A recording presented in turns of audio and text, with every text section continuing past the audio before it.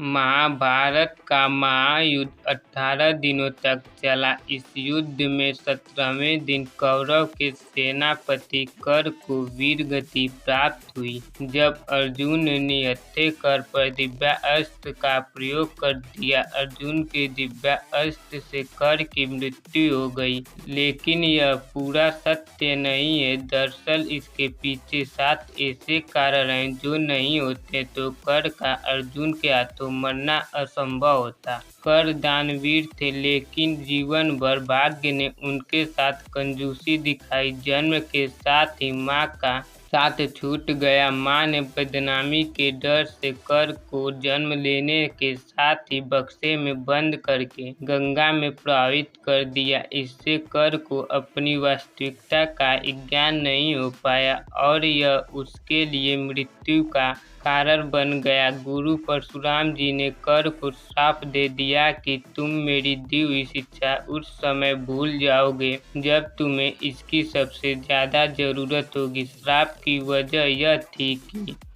कर ने क्षत्रियों के समान साहस का परिचय दिया था, जिससे गुरु परशुराम क्रोधित हो गए, क्योंकि उन्होंने क्षत्रियों को ज्ञान न देने की प्रतिज्ञा ली हुई थी। और सत्य भी यही था कि कर एक क्षत्रिय थे और वास्तविकता का बोध नहीं होने की वजह से खुद को सूत पुत्र बताए थे। अर्जुन के हाथों कर की मौत के पीछे दूसरा कारण एक ब्राह्मण का श्राप था। एक बार कर अपने रथ से जा रहे थे। तेज रफ्तार रथ के नीचे एक गाय की बछिया आ गई, जिससे उसकी मृत्यु हो गई। ब्राह्मण ने क्रोध में आकर कर को श्राप दे दिया कि जिस रथ पर चढ़कर अहंकार में तुमने गाय के बछिया का वध किया है, उसी प्रकार युद्ध में तुम्हारे रथ का पहिया धरती निकल जाएगी और तुम मृत्यु को प्राप्त होगे। महाभारत के युद्ध में कर के रथ का पहिया धरती में धंस गया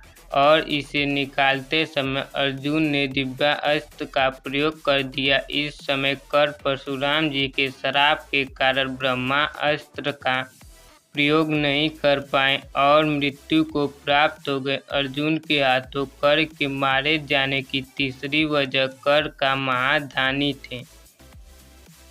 कर हर दिन सूर्य देव की पूजा करते थे और उस समय जो भी कर से दान मांगता था उसे कर दान देते थे।